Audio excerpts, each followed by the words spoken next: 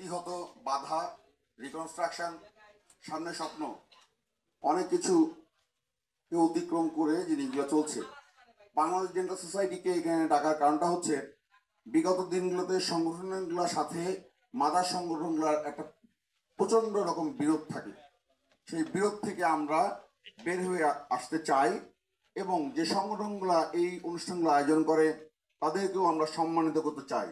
আমরা তাদেরকে বলতে চাই যে বাংলাদেশ ডেন্টাল সোসাইটি রেফারি দায়িত্ব পালন করবে, নিরপেক্ষ দায়িত্ব পালন করবে, আপনাদেরকে সহযোগিতা করবে। আমাদের কাজ আপনাদেরকে সাহায্য করা, সহযোগিতা করা। যেমন আগামী 29 তারিখে আমাদের সিলেট ডিভিশনে একটা প্রোগ্রাম আছে। বাংলাদেশ ক্যান্সার ফাউন্ডেশনের মাননীয় সভাপতি এখানে উপস্থিত আছেন।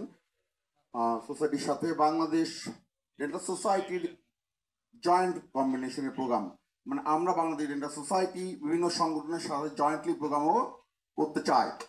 এরপরে আবারও প্রোগ্রাম হচ্ছে 5 তারিখে রাজশাহী, 6 তারিখে বগুড়া, 19 তারিখে সিলেট চিরাঙে প্রোগ্রাম আছে, same programme.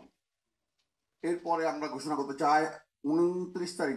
So my topic today is about the digital application in dental implantology.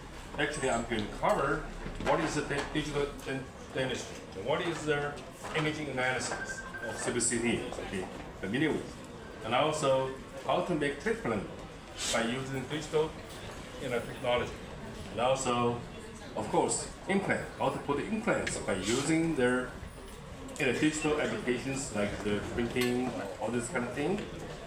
And then finally, I may share something about what will be the happen in future for dental industry.